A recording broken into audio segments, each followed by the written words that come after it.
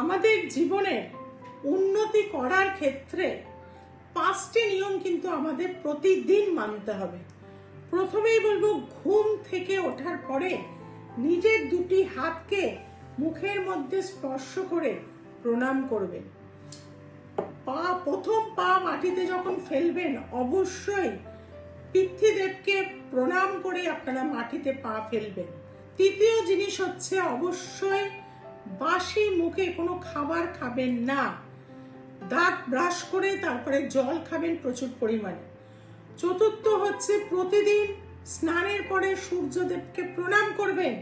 এবং পঞ্চম হচ্ছে, আপনাদের যে কোনো খাবার খাওয়ার সময় একটুখানি পাখিদের জন্য তুলে রাখবেন। এতে আপনাদের জীবনে শ্রীবৃদ্ধি হবে। পরে খাওয়ার পরে পাখিদের সেটা দিয়ে দেবেন, অর্থ উন্নতি জীবনে কিন্তু দেখতে পাবেন।